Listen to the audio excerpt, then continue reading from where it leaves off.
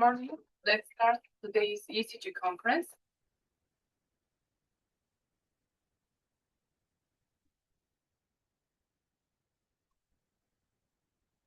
Oh.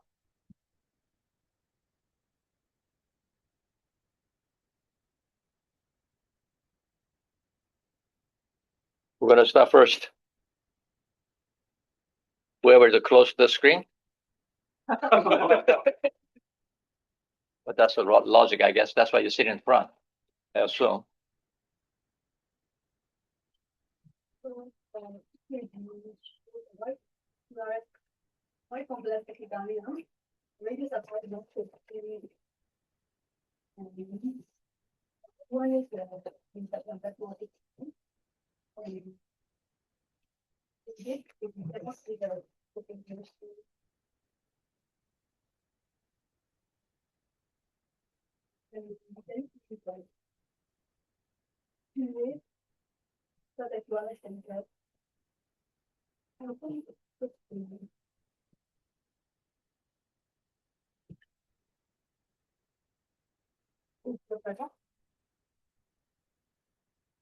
It's a flutter, that's it.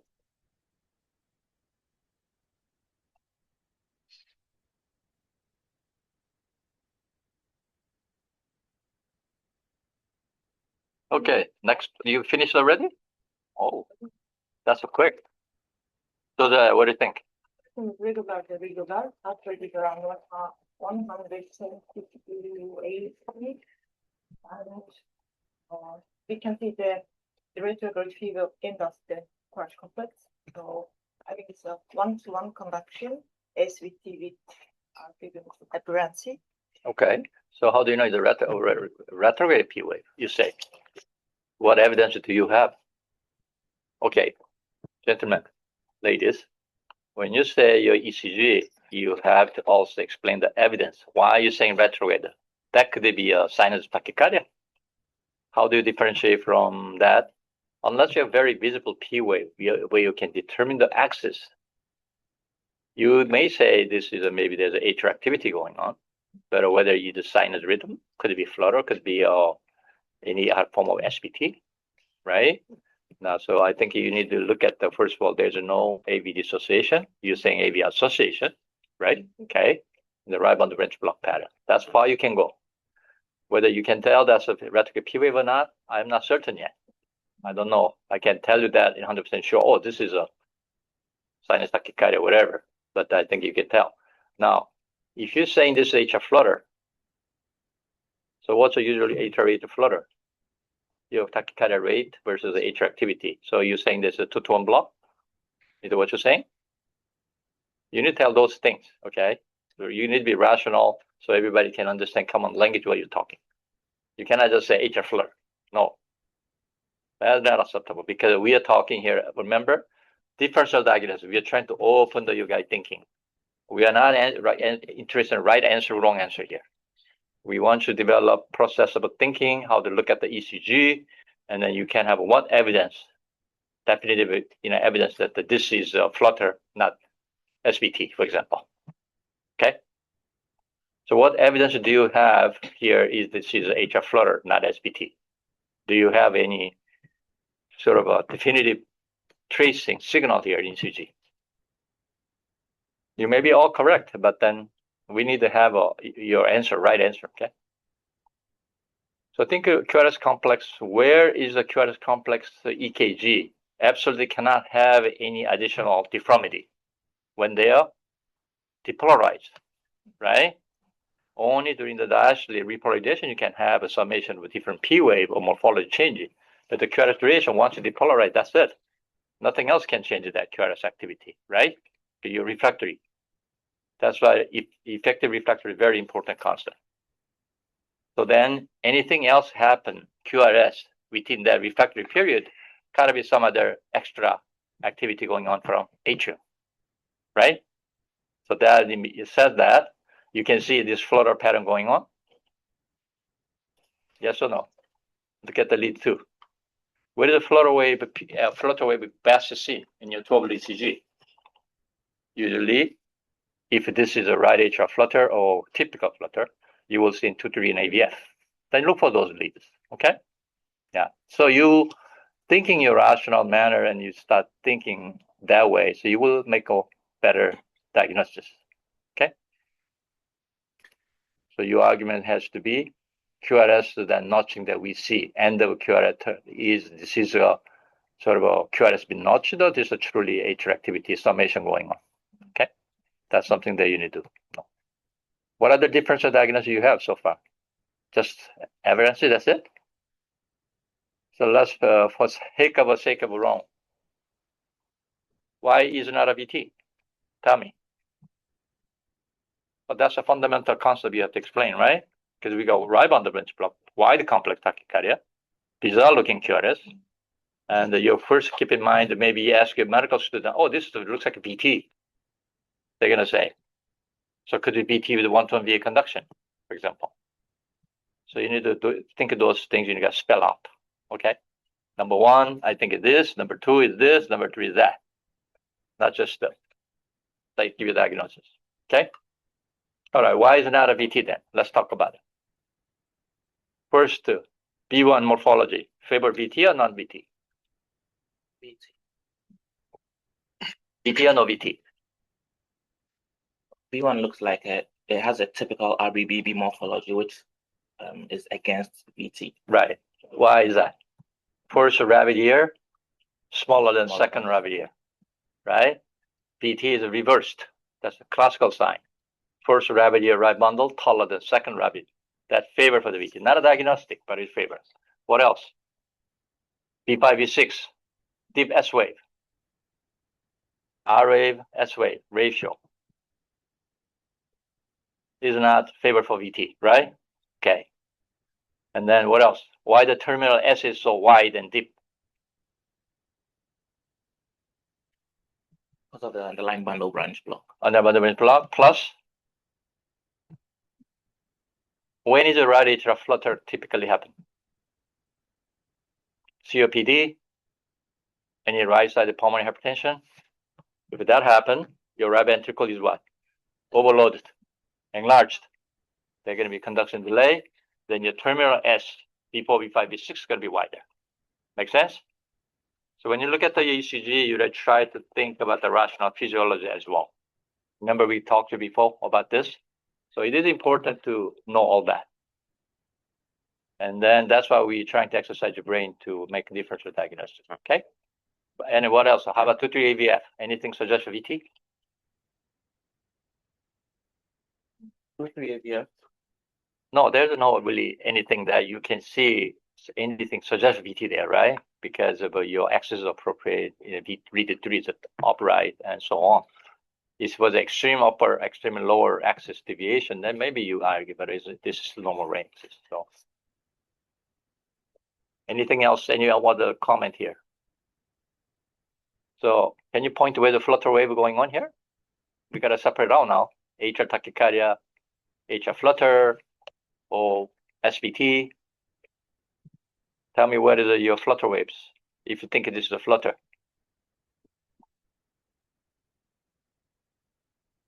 Why did you make a diagnosis of flutter? First place. You got to tell me that. What is your favorite here? Before the QRS complex, you have a P wave, right? Then you come PR segment. Can you have another P wave during the PR segment? That's the next question I'm asking you. That's a atrial refractory period, right? Depolarized, repolarized. So you should not have any other indentation from atrial activity. Look at the lead 2. What do you see? Before the QRS complex. Another notching there. And then end of QRS, another notching. And now time to pull your caliber. Measure, see whether those intervals match through. Then you argue, okay, atrial refractory period, another activity, that means this cannot be sinus rhythm or atrial tachycardia. Gotta be another continue ongoing tachycardia, if that's the P wave. So they are favorable 2-to-1 flutter, because every QRS there's a 2 notching. But it's not absolute diagnosis yet. You don't know that yet. So differential diagnosis is going to be top of the list, going to be atrial flutter with aberrancy, 2-to-1 conduction. Second would be some sort of atrial tachycardia? No. There's a fundamental concept between atrial reentry and tachycardia flutter. What determines difference there?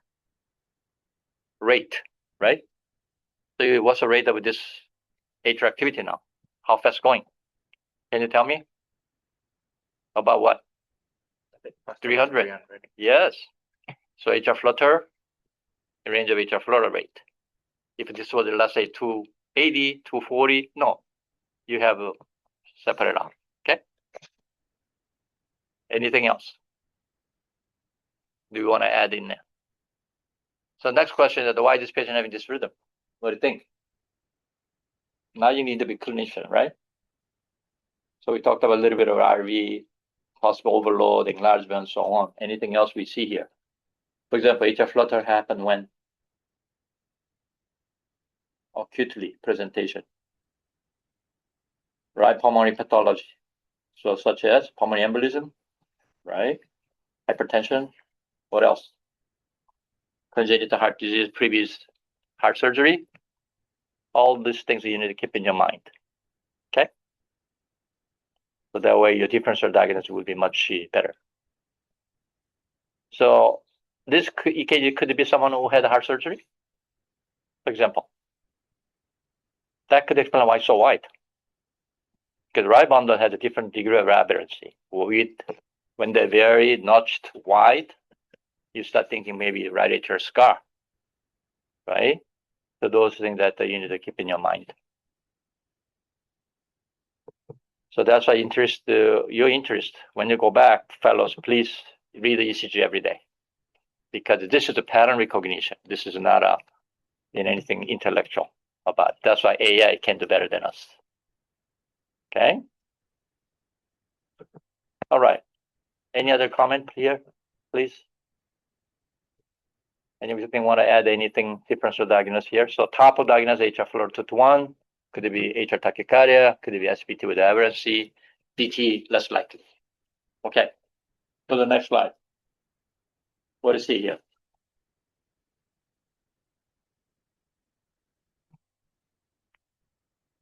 Now, do you see a little better your EKG? Right?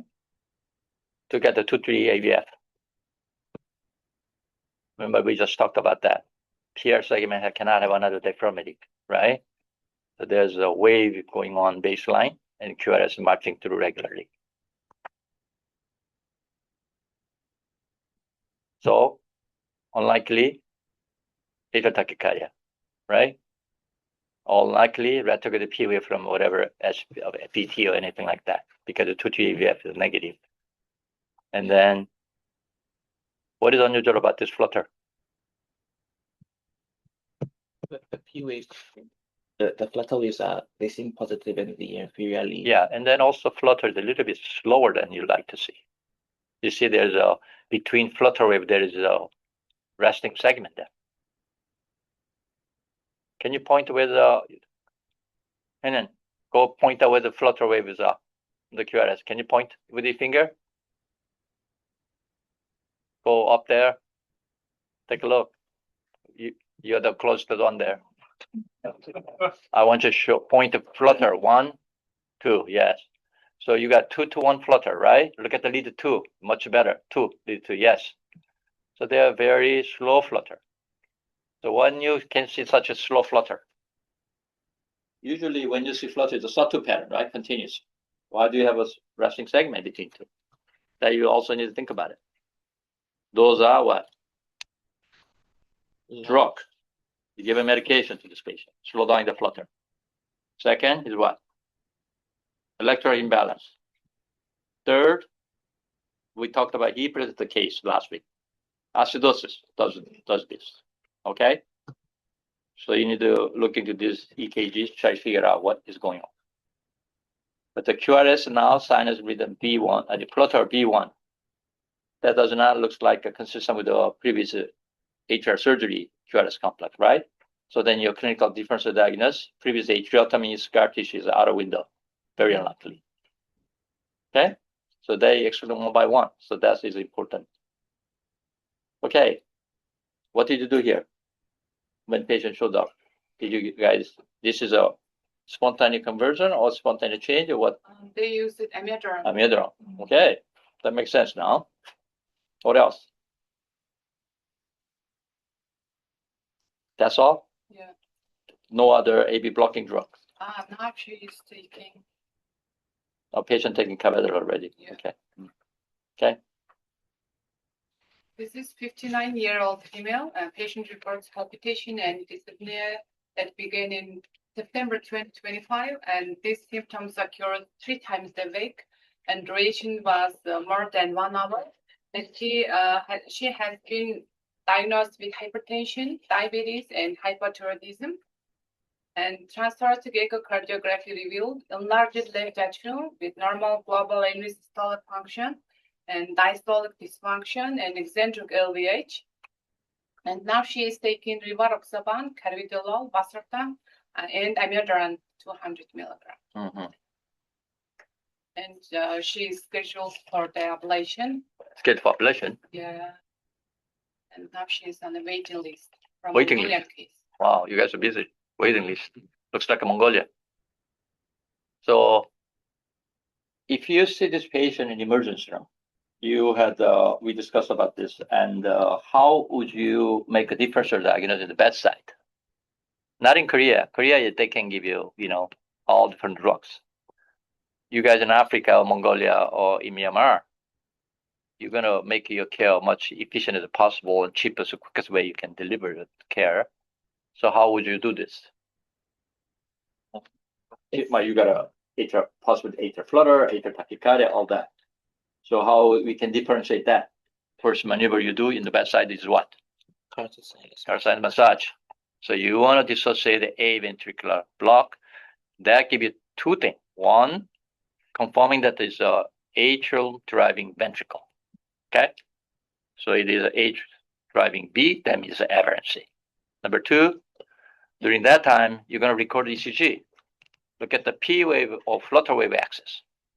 Then you can tell this is left atrial flutter, right atrial flutter, or atrial tachycardia. Okay? You don't need to keep pushing expensive adenosine drugs, things like that. You don't have such a luxury. So we go practice, see many fellows in Africa, some other area, and then they all do this modern fashion, want to give adenosine and all those crazy things. No. Now, what would happen if you given adenosine, let's say 12 milligram IV, okay? After that, you choose send the AB block transiently, right? Immediately after that, what happened? Adenosine, when you push the drug, transient AB block, because hyperpolarization, all that stuff. You guys are not making adenosine, right? And then, right, immediately after adenosine, what happened? Usually, sympathetic surge, because your blood pressure drops. Then the risk is what? 1-ton atrial flutter conduction. Looks like DT then. This happened many times in emergency room. So if you're thinking that giving adenosine, somebody have a persistent flutter, very sick patient, you better have a cardioverter around you because bad things can happen. These happened when adenosine came very first time in clinical trial in US. We were part of the centers, and our fellows used to push adenosine 24 milligrams, something like that. You can see beautiful block, and then suddenly patient go to wider complex tachycardia, and pressure drops like crash. So because adenosine reflex, hypotension, sympathetic surge, even though the conduction not enhanced, then now worse patient shape than people. So just make sure that there's a paper written about that case report in the past many times. So it's important to clinical scenario. Okay? That's why the vagal maneuver is more important. So one more thing. Which side of the neck you're going to compress? Now I'm going to catch you. There's a difference between right and left carotid massage difference? Yes or no? Yes, there is. Why is that? Your vagus innervation, left, right carotid is different. They're not same. Which one should you compress first? That's what I'm asking you. Right. Why the right side? Wrong answer. Left side. Because left side vagus more innervated AV node, right side more sinus node. So when you guys do autonomic modulation, if you read a paper by Patron, from Brazil.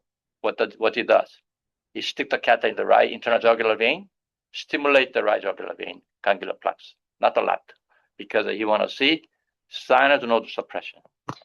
Okay, not the left ganglion plexus. Somebody wonder about that. That's important. So compress the left side first, and make sure you listen to the neck. There's no bruit. Okay, that's why you carry stethoscope for.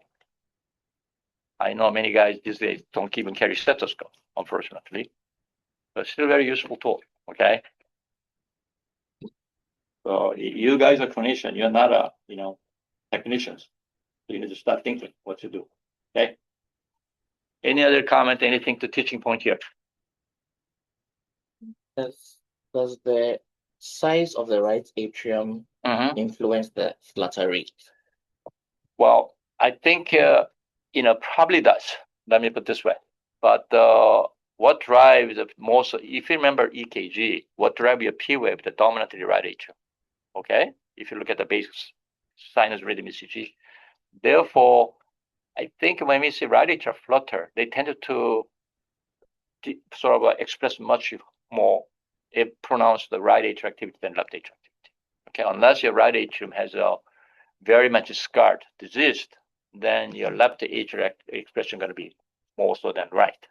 In that regard, depending how the right atrium is enlarged, is by myopathic pattern or just the pressure change of limb distension, I think that's going to differ.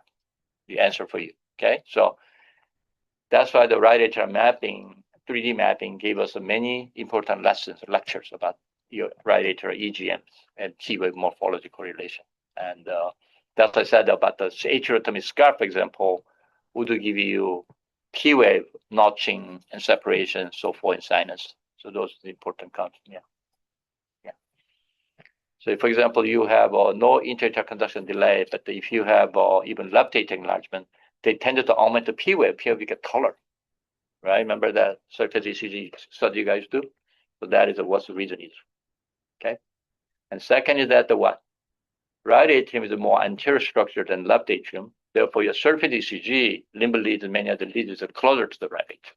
That's another explanation when you read the textbook by Leo Shamaroff, an English EKG teacher, and he always told us that the anatomical location also may influence your P wave amplitude, not just electric. Nobody agree with that, but he in textbook elegantly argue about that. Yeah, so it's important. Yeah. Anything else? Okay. How about the time to start the case? 5 more minutes. Any other question, comment you have, boss? I didn't get it. Why ET is less likely? Oh, so 2 issues there. AT is determined basically by the rate we differentiate. Based on ECG, we cannot say atrial flutter AT. Sometimes A overlap. Okay, so this rate of a flutter is 300. So rate-based criteria in ECG is nothing else than the mechanism. Obviously, PF morphology that is distinctly visible, we could argue, but then again, could be left atrial flutter. So that's why EKG criteria won't be purely based on the rate. If you look at the textbook ECG, they say 280 between 300 rate would be atrial flutter. Even faster than you'd be atypical atrial flutter. That's the EKG criteria. That does not mean what we use in the lab. Okay, yeah, and atrial tachycardia is slower. Yeah. That criteria number cut up very widely textbook to textbook. If you look at all the traditional textbooks, they just call generally any tachycardia rate more than 280, they call flutter. But then again, that is, I think, is a very just arbitrary definition. Is not the fully unanimous. Everybody agree. Yeah. But I think if you look at the electrophysiology consensus, you can't ask me about that. If it's a re-enter mechanism, they tended to call more flutter, even among the interventional electrophysiologists. It's automatic tachycardia, then you call atrial tachycardia. Obviously, you can have a patient, for example, from pheochromocytoma, and they go to atrial tachycardia. They can go this rate very fast. The atrial tachycardia focal mechanism. but EKG, I don't think we can tell clearly cut what is where. Okay, yeah. I have two questions. Oh, you're not allowed to answer the question. Huh? Okay, so in this the rhythm strip, Yes. in the middle part, there's Yes. just one beat with a shorter hour interval. Can you see that? Paguma, could you point out? Yeah. It's apparently shorter hour interval than others. So Why that? it is ECG artifact or, No, that's real. but if you, it's real. You're right. That's real. But if you follow the upper lead 3, there's some artifact like something No, I don't different think. wavelength. So Yes. I wonder it is the ECG artifact or the real signal change. I think there's a real signal. The pop. What's the explanation? Then, on the other hand, if you go to the 1, 2, 3, 4 further back, they're slower. You see that? 1, 2, 3, 4, 5 after that. No, it's longer than that. Yes. Yes. That timing. Yeah. Why is that? I Since think you asked me, you gotta it give me looks answer. like an artifact It's not because artifact. there's still the sharp spike along the Yeah. E3, ABR, ABL. There's a intermittent transient sort of discoordination timing between QRS and flutter wave. I can see that. Then the flutter wave should change the cycle length. So Pagma, did Not you necessarily. Could it measure be? by your caliper? Yeah, but why are you saying that the QRS is influenced by the flutter rather than QRS changes? No, it does not make any sense. Because the flutter driving your QRS, remember? So between flutter to the QRS, there's an AV nodal conduction going on. Okay? If so, the F wave and R wave correlation should be interrupted, but the morphology is same. Morphology is the same, yes. Yeah. And then the QRS morphology is the same. That means it's coming through the same common pathway between A and B. That is a favorable diagnosis rather than there's something else going on. I think there's a modulation of AV nodal conduction going on. That's what I think most likely. Because And if you can see the beat you talked about right after it gradually slows down until that point and then accelerated again. So how about the respirations or things like that? Look at the V2. What do you see? Your wave is up and down. Can you see it? that's respiratory change. Yeah, the respiration does modulate of what? AV nodal. When you take a deep breath in, what happens? Heart rate slows down. When you exhale, go faster. So this patient is in distress, maybe he's breathing a little faster, and then your breathing input, which is autonomic input, coming in. So that also exists in the lead 1. Take a look. QRS get wider time to time. I think it's a modulation AV nodal conduction. Okay? Flutter is not an absolute regular rhythm because atrium is maybe absolute regular. QRS may not be regular because of AV nodal conduction modulation. And if you look at the narrow QRS rhythm, Yes, sir. can you change the slide? Change the slide. Okay. Okay, so how do you think the axis? It's a normal range, but in V1 there's some. Okay. Just because I'm under long QT. I see. Yes, because you got another pretty long QT, so you got even developing almost like an inverse U wave almost there. So I think the previous slide shows some degree of respiratory modulation of AV nodal conduction.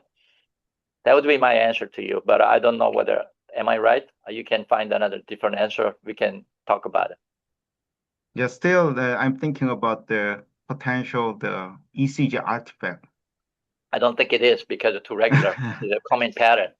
Because if you look at the previous slide, whenever a patient breathe in, lead one and motion artifact could be, but I don't think it'll affect the QRS morphology though. Look at that lead one patient wave like a mountain up and down. Can you see it? So imagine scenario the patient is distressed, they breathe, and then the patient is moving. Look at the lead one, lead three also have a similar, it's symmetrical negative reversal artifact there. So I think this is a patient in distress breathing issue. AVL also has it. Yeah. This patient, I assume, is the emergency ECG, right? Yeah, that's probably what it is. So you're dealing with a human being, not just the EKG. So I think this is something that you have to put in context of your interpretation. Anyway, very nice observation. Thanks for comment anyway. But if you look at the RR interval, they're not regular. You measure carefully. They're slow down speed, slow down speed.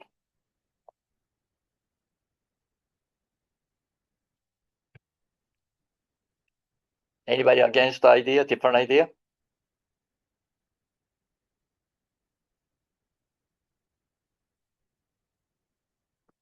Dr. Bao, you satisfied the answer or no? Oh, Not sure. Huh? Okay. sure. That's a good thing. Have a different opinion. Enrich our thinking and brain. That's what it's all about. We don't know the answer right or wrong, but certainly patient has a cycle length variation, also QRS duration variation.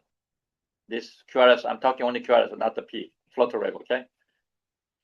You can look at the leader AVL, take a look at it. First bit wider, second, third is narrower, then wider again, narrow down again. Yeah, those things. Yeah, I think that's what it. A question on the Go ahead. on the narrow complex ECG. Uh-huh. Which ones exactly are the Flutter wave? waves? Yes. Yeah, just before the QRS. She pointed out already. Lead two. Go to lead two. Right inside that. No. Right at before. No, you're wrong answer. Right into the QRS. Go up there. This. No. Before that. That one and then next one. Yes, you got it. Yeah. Okay. So then, That's a T wave. and this. Yes. No. That's a before the QRS complex. Yes. So Remember, flutter wave is not a typical negative. The biphasic. Okay. So you're looking at the biphasic flutter wave there. That's why the right atrial flutter. Okay. You guys see the sawtooth. Sawtooth mean you're cutting the baseline. Most of them negative, but there's a small terminal positive wave. Okay. Okay. Just remember that. Sawtooth mean is not just a negativity. Up and down. Okay. Draw the line in the half. That is a flutter wave. Now is it clear, right? Great. Okay. I'm happy to hear that. Good. Okay, let's go. What time to go to tracing? We all got to go home at some point.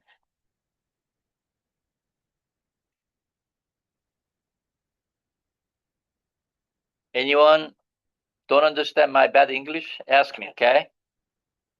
Because please don't be afraid to ask. Every question is an important question. We all come from different backgrounds, so.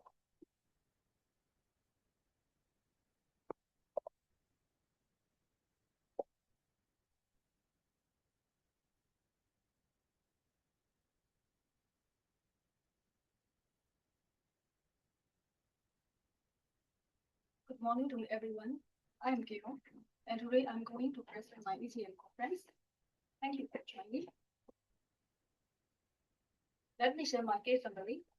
This is a 56-year-old lady. She complains palpitation and past medical history is unremarkable, and blood pressure is 126/68, and body weight is about 65 kg and height is 168 cm. And wherever EKG show, PVC variant is at 8.31%. And this is the echocardiogram. Echocardiogram shows ejection fraction is about 68% normal, and normal realization pattern of LV failing. E prime is 8. This is actually EKG, and we can see that PBC, RBB pattern in B1 and some notchy in B1 and positive in 2, 3, 8, and is consistent with the anterior papillary mass at PBC. And this is the chest H-ray of this patient, and you can see the slight cardiomegaly. So we did electrophysiology study at 2025 December 26. And this is the initial catheter positioning. We did transeptal approach and also transaortic approach, and we used the transeptal approach for ablation catheter and also HT grip, and we set up the ICE catheter. And this is the reference BBC for this patient. And this is the BBC reference and BBC face map. Pepso shows at 93%. And we did LV angiogram at that time. And this is the ablation catheter positioning.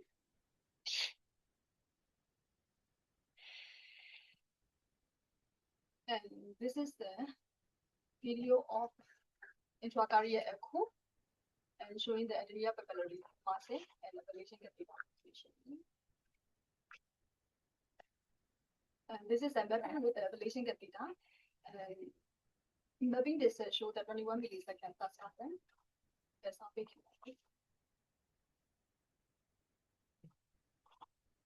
We did the elevation mapping of LV, and elevation mapping show the target is the anterior papillary massing, and you can see the QS pattern here. This is the before ablation signal. This is during radiofrequency ablation anterior papillary massing PBC.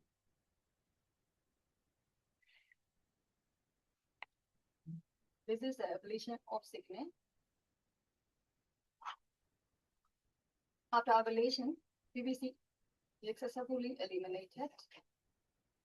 This is the final ablation points for PBC.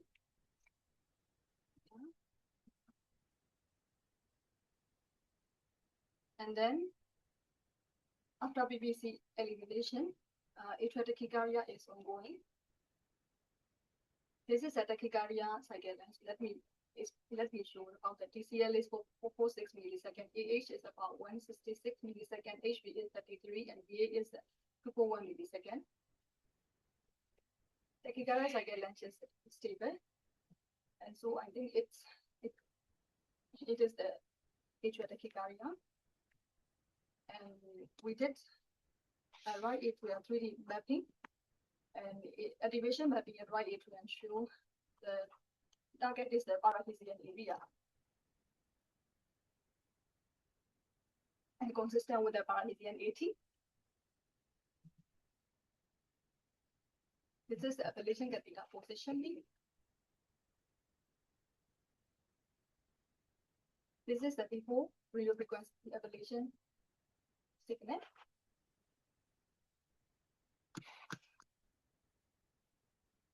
This is during radiofrequency ablation paraphysian AT.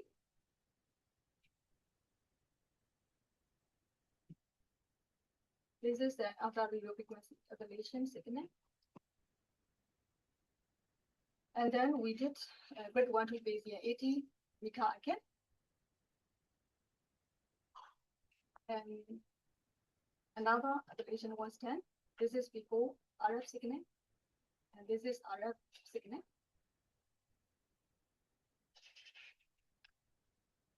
After that, we did the G12 Bayesian and no AT induction occur. And also we did ablation distal Bayesian and no AT induction occur. This is the final ablation point. Yeah, this is the case. This is the final ablation point, paraphysian AT.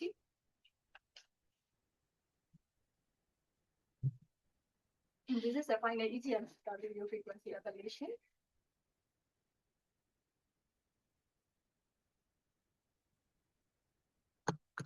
This is the 12 EKG after the procedure, next day after the procedure.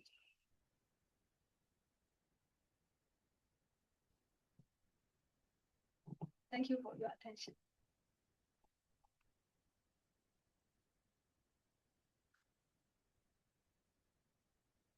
Anybody want to make any comment? Those kids? The please.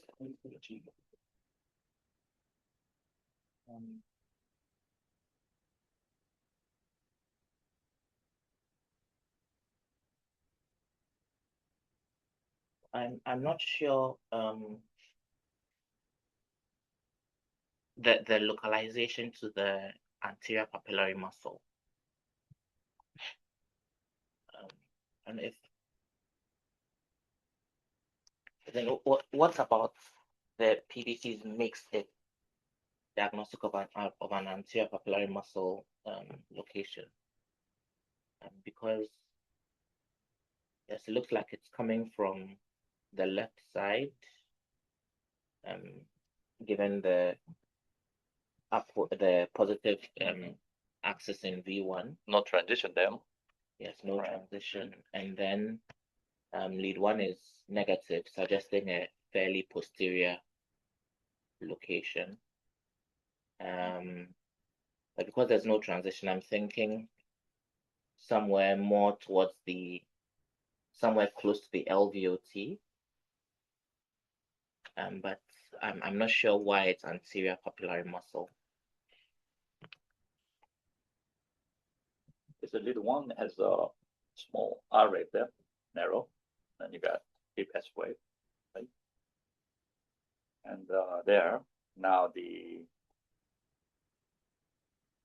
there's several issues with this case here, guys. If this is a papillary muscle, okay, and EKG is level of transition when the precordially is too high.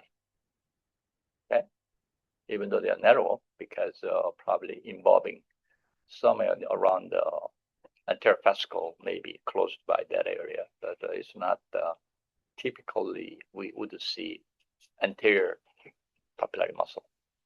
Now, what evidence do you have in your case, during your case, supporting your diagnosis of anterior papillary muscle? You have done anything that you would have done? I'm not trying to criticize here. I'm trying to make you think.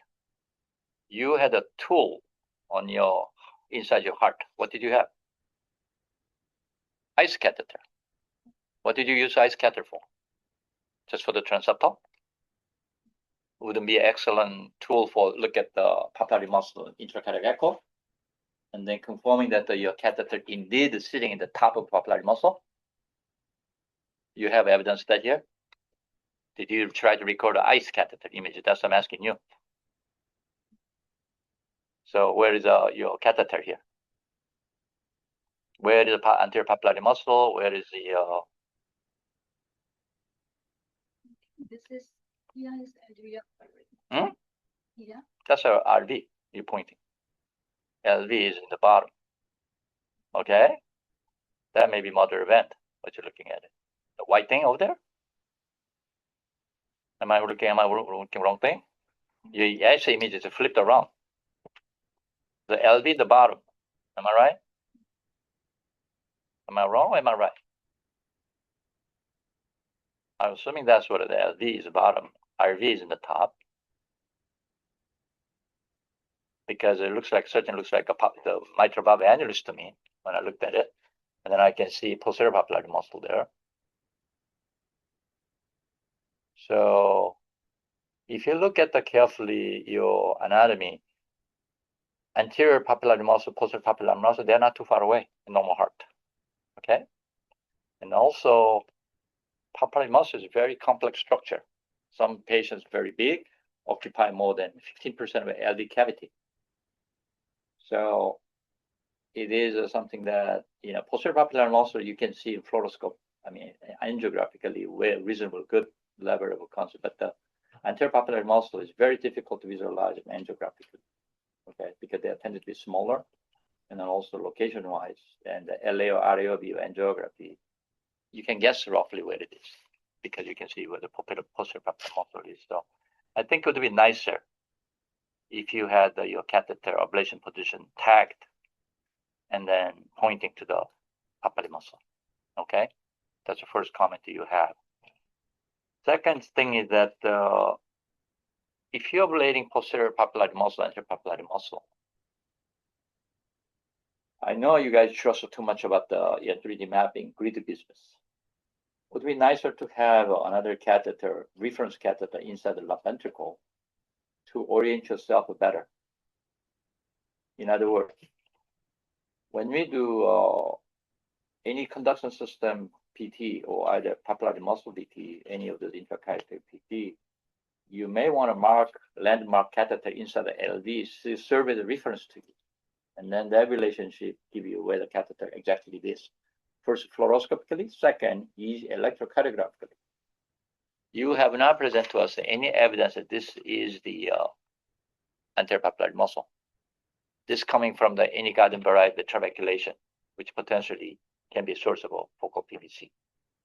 Okay. Take a look at your go next slide now. Okay. Look at this EGM. What is the characteristic about this papillary muscle in EGM? Do you have any evidence this papillary muscle in EGM wise? Other than just maybe slightly early and R rate?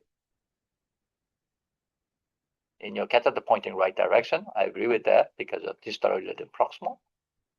But then you have not seen any fascicular potential, Purkinje potential around there, which quite often you will see around the papillary muscle.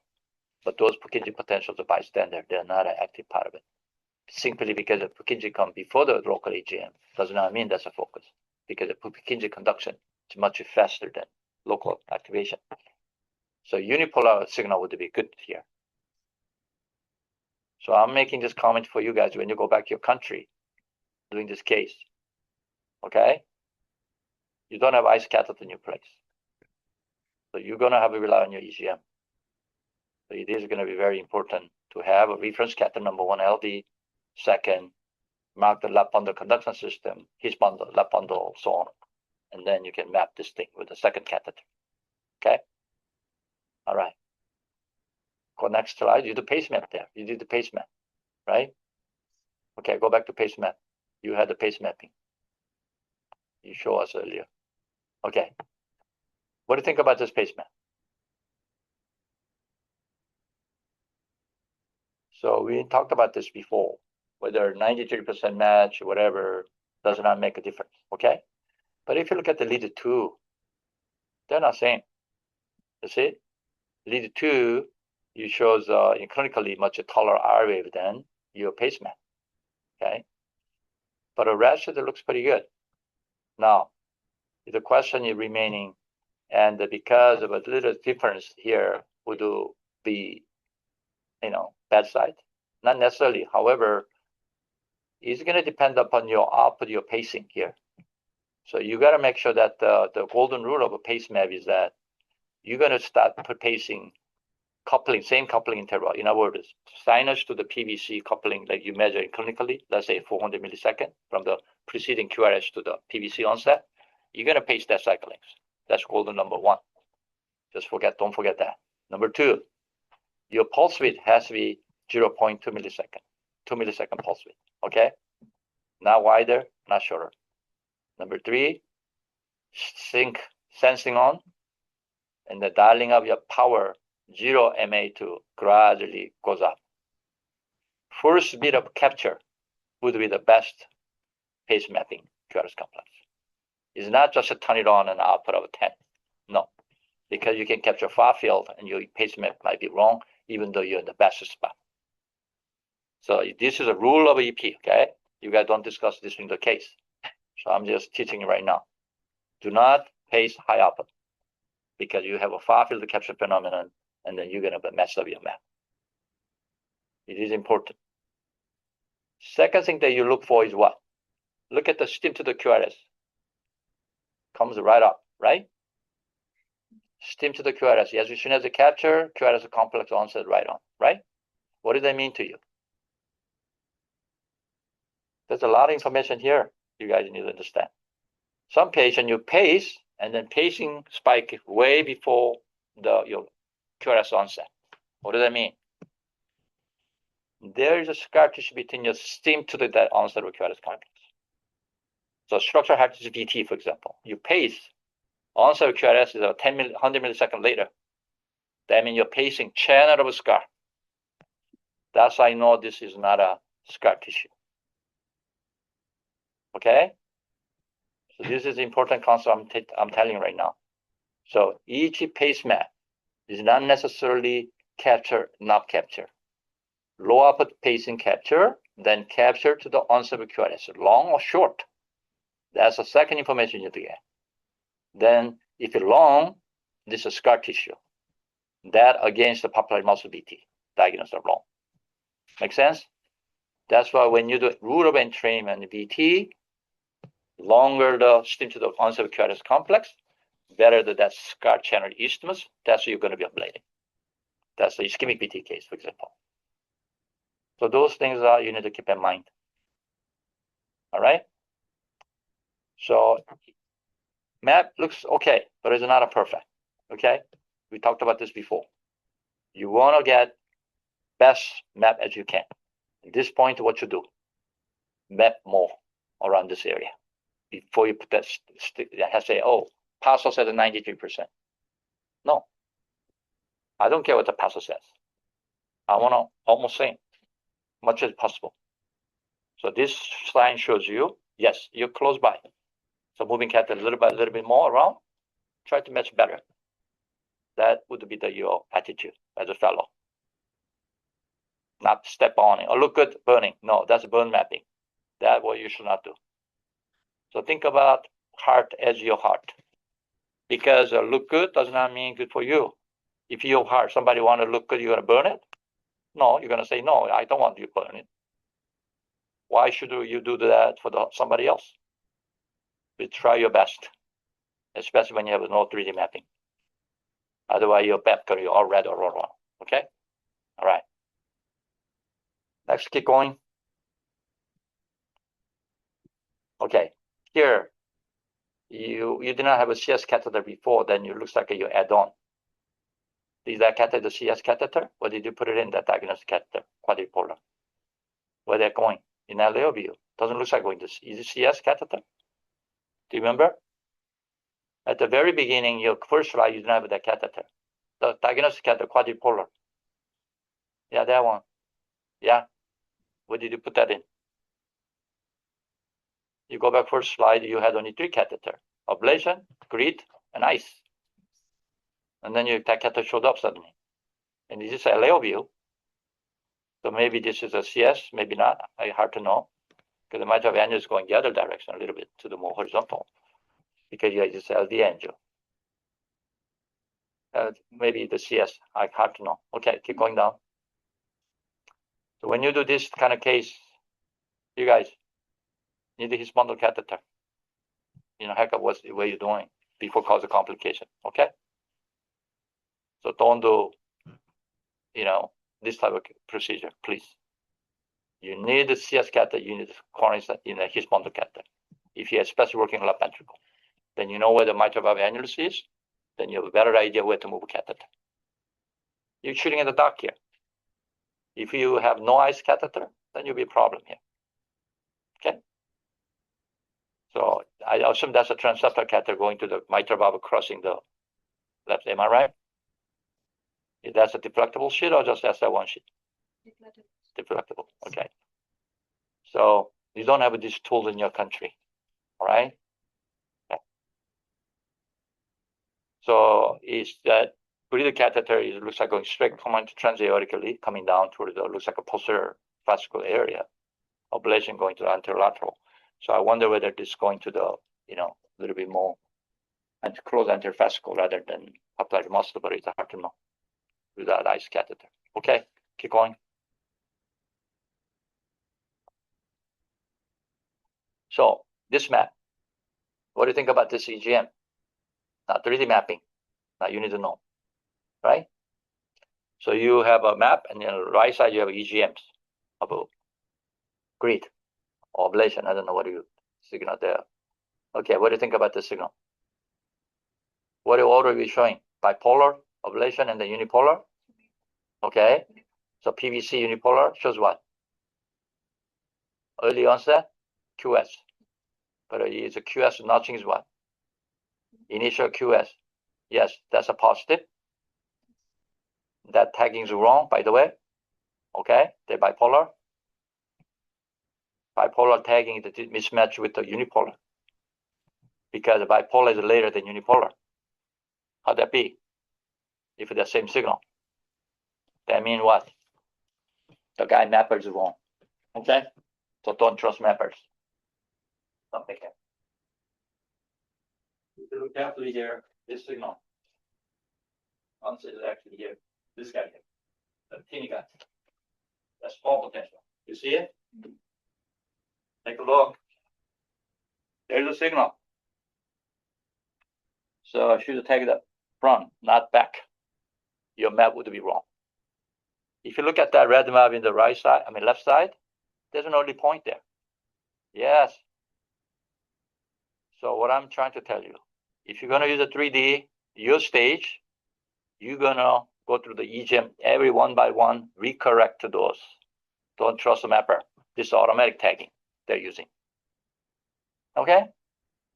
Then what would be happening? That map would be one spot wider, earlier than other. If you look at the right side map, you would not know where the early is. Look at the left side color map. How do you know what they marked that bullseye of green dot over there early? But if you map that area earlier, EGM would tag better. The color differentiation would be better. Your visualization would be better. So this is not a good way to use a 3D. So you have a tool, very expensive tools. You need to know how to use it. Okay? There's one more thing that I want to point out for you. Look at the unipolar signal. What happened in unipolar signal? If you look at this guy here, indeed this signal is here. Unipolar is flat. Initial R and Q, and then another Q. What does this mean? Spot field. Not uneven. Unipolar should be straight down. No notching business, much as possible. So when you look at here, for example, see, sinus goes straight down. There's no reason unipolar notching like this, unless this is the source is far away from the intent. Okay, so you're not there yet. You need to refine this map. You need to clear this better here. Okay, so if you tag this guy here, maybe this would be an even wider differentiation than other. So you're using a cartoon. That's what you're using. 3D is not easy. What guides your ablation? What guides ablation is the right side EGM. Okay, so try to make that first small signal sharper, bigger. Then you're there. Okay, so when you create a 3D map, sit down before you ablate, look at the EGM, tag one by one, make sure mapping tag the proper place. Then you got the red map. And then you look at the map. Does it make sense? Answer is remap. You have to satisfy yourself to be a good EP.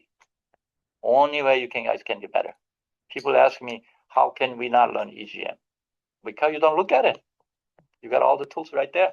Okay? So this is a $300,000 machine you buy. You're not using even 10% of the function. So this is a problem of most of the fellows we teach. So please re-edit your map. Okay? Make a habit of it. Okay, let's go. This signal, for example, what do you see? Ablation. Orientation is appropriate. If you look at the distal, upstroke is sharper than proximal. That makes sense. Your catalyst are again pointing right direction. Then what? But the distal signal, even first upstroke, is not local potential. It's a far field. I'll tell you what that means. Okay.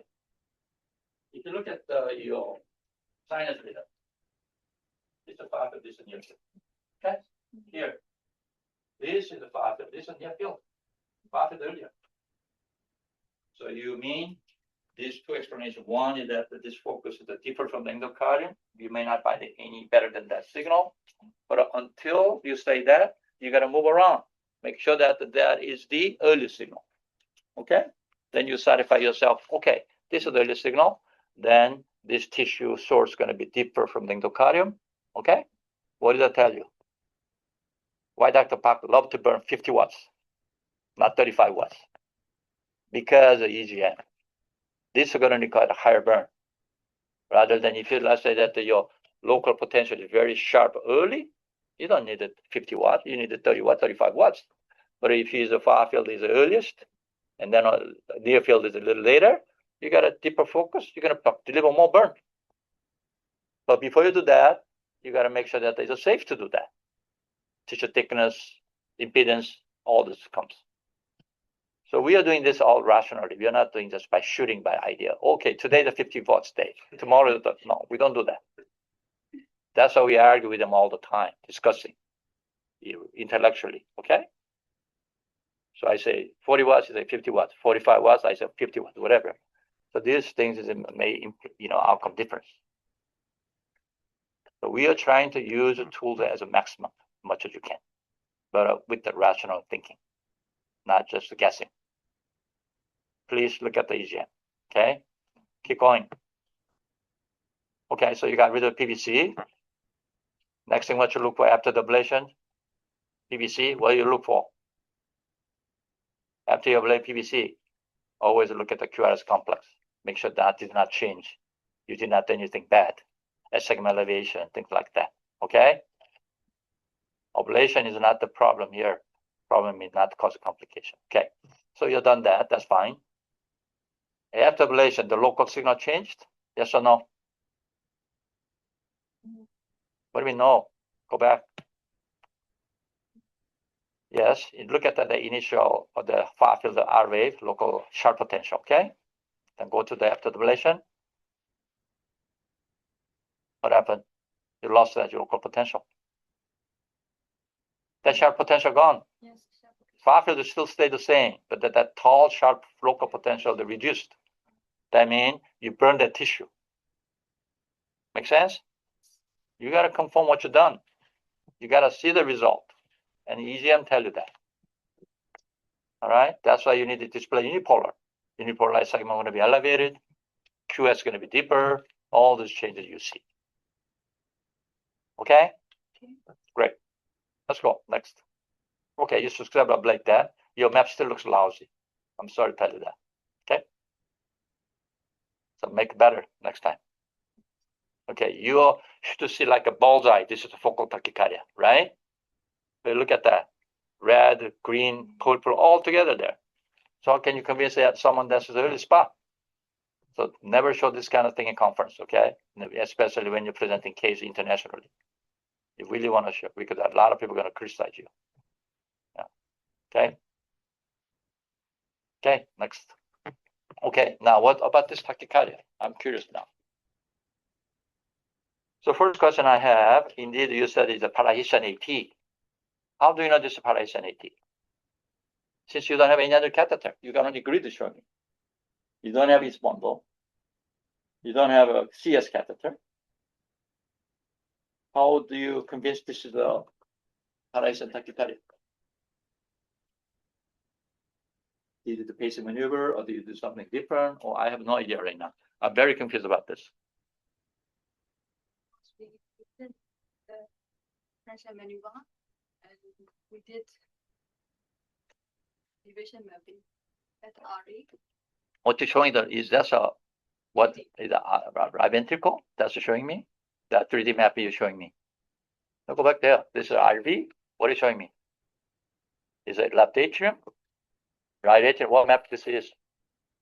This is a 3D mapping. No, I'm talking about 3D mapping of what? This chamber. What chamber are you mapping? This is RE. Are they? Right atrium.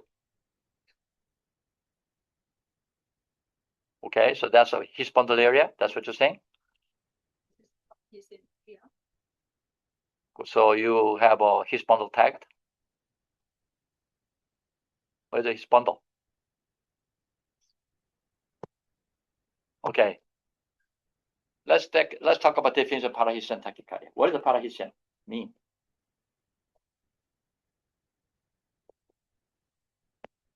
What is the definition of Parahisian tachycardia? You better not say just saying, because this is a serious problem, because you can cause heart block this patient. So if you map all the area, the best area you can, and his tachycardia source is contain his bundle potential. That's by definition parahissin. Okay? But you're not showing me aortic cuspid recording. You're not showing me left side subtotal recording. You're not showing me anything else as right side map, telling me that that is earliest parahissin. Then go back there. Okay. If you look at the, forget the whole thing, okay? How many white spots you see? 1, 2, 3. Which one is earlier? Because mapper guy said, oh, this is earlier. You're going to trust him and you're going to burn it? He's the doctor or you're the doctor? Isn't be a problem? Wouldn't be a problem for you? Are you satisfied? Oh, this is, yeah, must be. Just burn it. No, this is not acceptable. Okay? So I would put a his bundle catheter there. I don't care 3D mapping what shows. Make sure that there is, besides just one grid catheter, his bundle CS. And then for you to decide where you ablate parahissin, you can ablate from the left side, left septum. You can from the right side septum, suprahissin, infrahissin, and then aortic cuspid. You need 3D map right there, all three structured together. Then you're going to decide where you're going to burn. So how many burn did you ablate here? I saw you burn a few places. I can see you burn from the aortic cuspid today.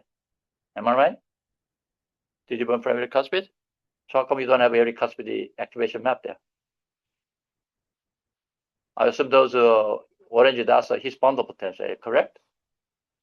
Yes or no? Okay. So you got his bundle area is all this spread, wide spread. Now I want you to remember something. We don't record AV nodal potential. His bundle is a surrogate of the AV node. Okay? So you don't know where the AV node is. None of us know, sure, right now, at this point. 2026, we don't record sinus nodal potential. We don't record AV nodal potential. We are using his bundle as AV node. So anatomically, AV node is going to be more posterior, atrialized than his bundle. Okay? So then you look at your map. Now, where's the AV node? You're more worried about the burning AV node or his bundle? What you more worried about? AV node. Okay, that causes heart block, right? So then, would make more perfect sense. Try to ablate the safest spot as you can, right? That's why you need a map of left atrium, right atrium, aortic cuspid before you make a decision what you want to burn it.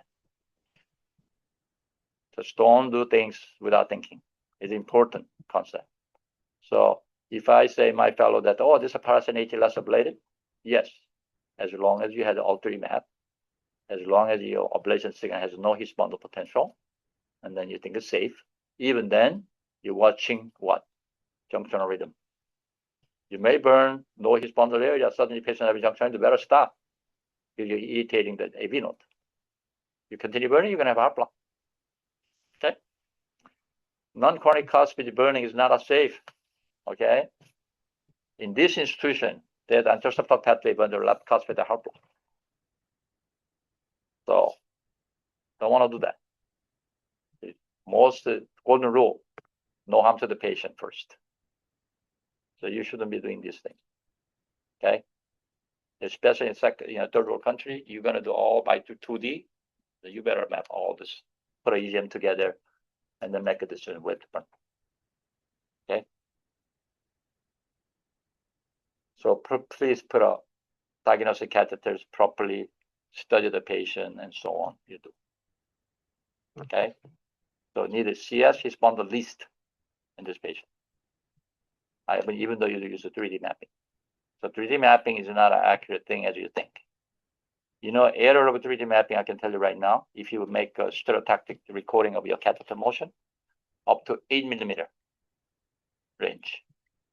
So when guy tag that spot, your ablation can fluctuate 8 millimeter from that spot because of cardiac motion. So we are not golden state of ablation fixing point because your heart continue moving, but your 3D doesn't show that. 3D shows a fixed point all the time because the average motion artifact the whole thing. That's a cartoon, that's why. That's why it's not accurate. So I think that's another challenge that we have to resolve. Make a real-time 3D mapping for the perfect ablation. They haven't figured that out yet. So, okay, keep going. So your ablation signal, you're satisfied with those signals? Because I think I guess you burning there because you have no His bundle. There's no V signal, just all A looks like there. And even this type of far field signal, there's no atrial potential, very small. Ablation distal. Yeah, very small. There's far field signal. You have no contact there. Okay. See, that's first, show me the first ablation signal. Very first. This is the first signal, ablating. Okay. So what characteristic you think that this signal was good to ablate? Is it early? That's because it's early? Or because of, I'm not sure this is a focus. The reason is, there's a certain rule of focal tachycardia. I assume this is a focal tachycardia, right? That's what you're thinking? Yeah. Where's the P wave? Here. Draw the line. To the fall. Before the local ablation. If this is tachycardia focus, how can it come before the P wave? Or after? You should precede your local first surface P wave by 30 milliseconds or more for the focal atrial tachycardia. This is even after the onset of P wave. To the line. Make sense to you? It's rhythm coming from that area.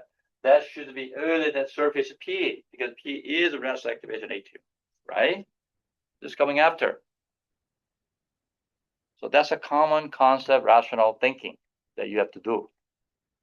So if you talk about focal tachycardia, before the entire atrium gets depolarized, this precedes 30 milliseconds or even earlier. Otherwise, it's not a focus. Okay? So remember this number, minus 30 milliseconds. You're measuring from surface P wave. PBC is the same way. Onset of a QRS complex earlier than 25 milliseconds, 28 milliseconds, right? Alpha track 28 milliseconds. LD maybe even 30, 35, so on. Those rule numbers exist in the literature already, very much so. So you need to read it, okay? And what is against here? Another thing. Initial is what?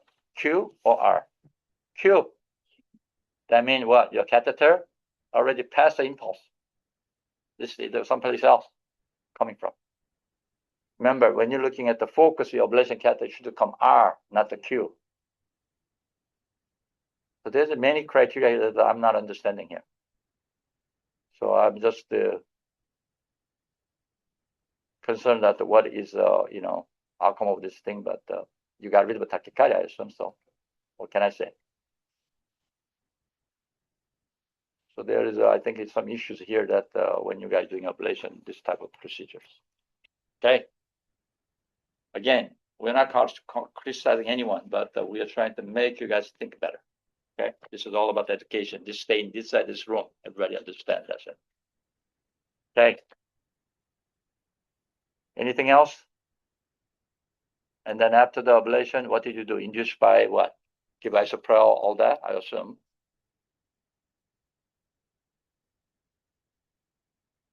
So did you prep this presentation? Did you present, you made the slides? You made the slides? Okay. So there is I'm going to tell you a little bit about your presentation issue.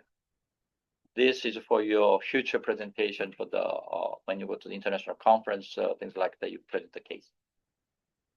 First, you wanted to present the basic sinus rhythm ECG. Okay. Would you ablate a PVC or you ablate a SVT, AT, whatever. Everybody going to want to ask you, what's the sinus rhythm ECG looks like, EGM looks like. So you're going to have a HRA, His bundle potential, and QRS and RV. That's a basic rule of EP. Okay. That's why I insist you guys record basically tracing. If you don't have data, you cannot present the case, no matter how good case might be. You decide to publish, you got no data. Okay. That's what I learned from my mentor. No matter how bad the signal or whatever it is, you still have to have the data to show someone. Okay.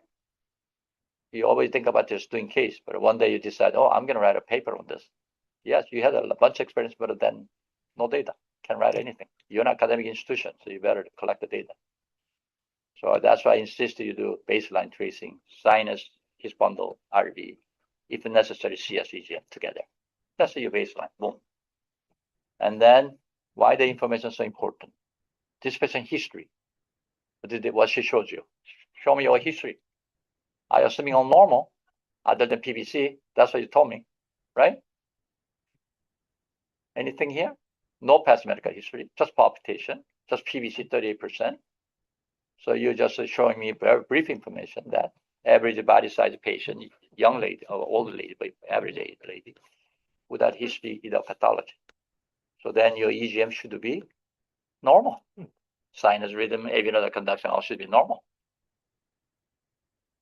So don't think it naive. This is going to be very much very criticism of all the publications. That's why we don't get published paper. Okay. So please get a baseline, and then your DP study. So how did you induce that parahyphen atrial tachycardia? Came along just suddenly itself, or just came, you induced? So spontaneous tachycardia. Okay. Then we talked about this before. Your job is show the tracing, very first bit of onset of sinus to tachycardia. You got to show that transition. That tell us what? Mechanism of tachycardia. Is it focal tachycardia, a re-entry, or what? And then also termination. Okay? You don't have that in your slide. We want to see that. And then you also need to show what? Pacing maneuver, which you did. Burst pacing, entrainment pacing, so on. Prove that this is a focal tachycardia. So you need to do the minimum things to figure out mechanism. This was a re-entry, you have to map the circuit. If it is focal tachycardia, you're going to map the earliest activation site. That determines what to do next. So these are things that we should do minimum. This is Yonsei University. This is not any academic institution in Korea. You got the most case in the country here, this place. So you better have a minimum requirement. Okay? So I insist that you do this every single patient, especially your countries. Because if I visit your place, you ever show me this kind of stuff, you're going to be in trouble. Okay? Because we did not teach you that way. So I want you guys to do basic stuff first. Okay? It's very, very important. And then we have, after that, more better clinical decisions and better discussions about this. Okay? All right? Anything else you want to ask me about the case? So luckily, patient not inducible, everything done well. And good for patient. Question? Yes. When you are performing an ablation of the parahyphen AT, Yes. then do you recommend just ablation during tachycardia or sinus rhythm or pacing? Okay. We like not to ablate during the sinus rhythm. We ablate usually tachycardia. The exception, if you see far field bundle potential, then you may want to ablate sinus rhythm. Because if you record on every cuspid, you catch a straight going down, and then your non-coronary cuspid area. And oh, by the way, there is something that I want to add you as Leo comment. If you go into the right coronary cuspid, non-coronary cuspid or aorta, okay, anatomic relationship is very important. Anterior 2/3 of anterior part of a non-coronary cuspid is the right atrium. Posterior 1/3 the left atrium when the atrial activation is early. That means when you put the catheter into the non-chronic cuspid and you deflect anteriorly out of view, they're early, then probably parahesian. But when you deflect the catheter posteriorly, early, that's a left atrial tachycardia. Nothing got to do. Okay? It's a simple rule because another relationship. The non-chronic cuspid does not involve entire on your right atrium. 2/3 anterior right, 2/3 posterior left atrium. Okay? Okay. Assume this is truly parahesian. Then you do record the signal before you do tachycardia and sinus mapping. So there's any part of the his bundle. There's no part of the bundle. This is good. There's a significant patient variation between the non-chronic cuspid, anterior cuspid aspect of cuspid between the bundle. Some people aortic cuspid is much higher. Some people sit right at top of his bundle. Okay, so in those patients, you will see invariably part of this bundle. Now remember, the ablation pointing down. Your AV node is below, so you're going to go right through it, right? So you need the aortic cuspid angiogram. Make sure curve catheter away. Not direct to Correct. So sometimes what we do, reverse U wave shape. So we go coming down instead of curving along the aortic root, opposite, and then you open up. That way you point to the annulus. Second point is that if you see fibrosis on the potential, then that's the only site that you find the QS early signal unipolar, and that's the indeed the early signal. Then you can burn in sinus rhythm. 25 watts start. Watch junctional rhythm, PR prolongation. No junctional rhythm, you can increase power to 30 watts. Not more than 30 watts, especially irrigation catheter. That's it. Usually, you don't require more than 30 watts. Even standard ablation, long time ago, we didn't have a non-irrigation. We can ablate 35 watts non-irrigation ablation catheter. You can get rid of those things because it's a small tissue, it's not a big tissue. But then when you see a junctional rhythm, you don't stop there. You stop, pace, atrium, sinus, whatever, sinus circulates slightly faster than junctional rate. See whether as you're burning, PR get prolonged or not. PR get prolonged, you stop. Then there's no way you can fix that. Then you may have to go right side or left side, whichever you best do. Second choice. But usually PR stable, then you finish burn. 45, 50 seconds, you'll be safe. Okay. And usually, unless a catheter pops, go through underneath the aortic valve, okay, during the ablation, it is safe. Because sometimes what happens is that your right chronic cuspid and left non-chronic cuspid junction, you can be sure some people are weak, your catheter suddenly pop down.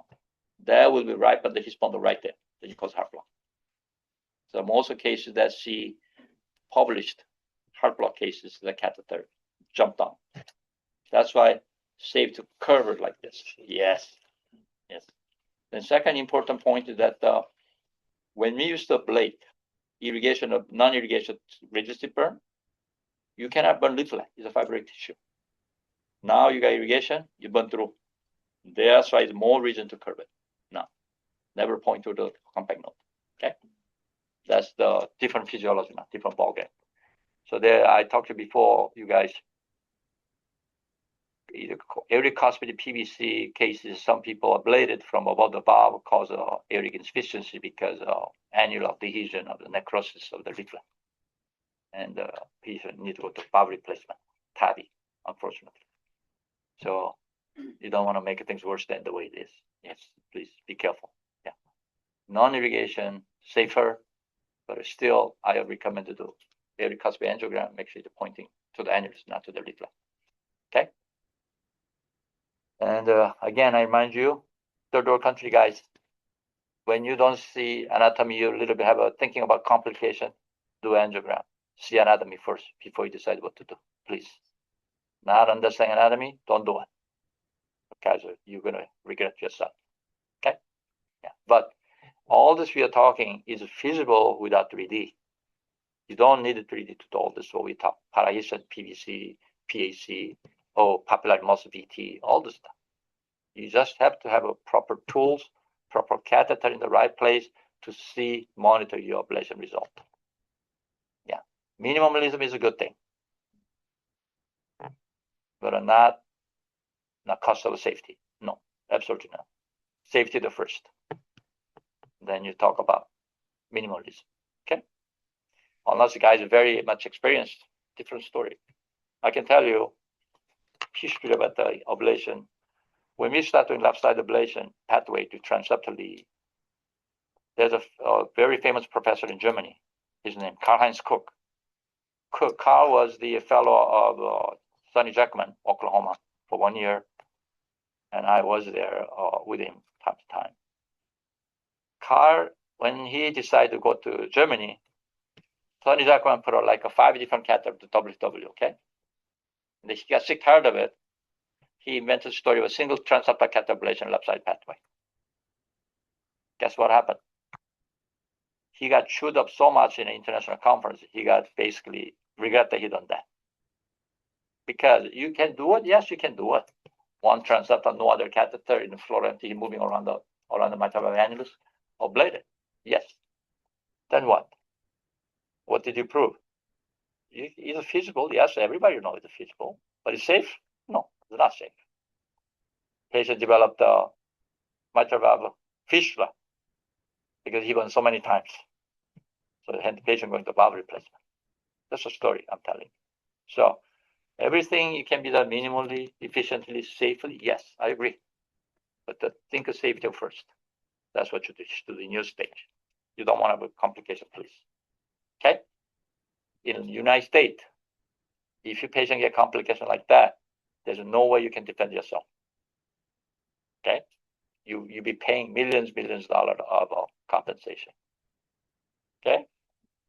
Your country, you don't have to worry about that, get socialized. But where we practice, no. There's always potential lawsuit and all those issues. So everybody thinking that there's a standard way to ablate. You're beyond that, you're already litigation possible. Look after yourself. Don't, risk yourself. It's not worth. In Korea, I think that time is coming. I see many lawyers. So in Mongolia will come also. Myanmar will come. Everywhere will come. The lawyers are everywhere. Okay? They're good people, but nothing personal. But they still do those things. Okay? All right. So next week is the international conference. Who is presenting? Do you know? Is it Cambodia? No, it can be. Is it returning Myanmar? Should find it. Or Malaysia? Korea.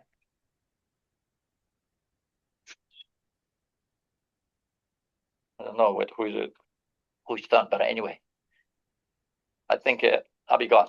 I'll be in Myanmar, so I'll attend the conference from Myanmar. Okay, Malaysia. Okay, good. So I'll be attending from the Myanmar.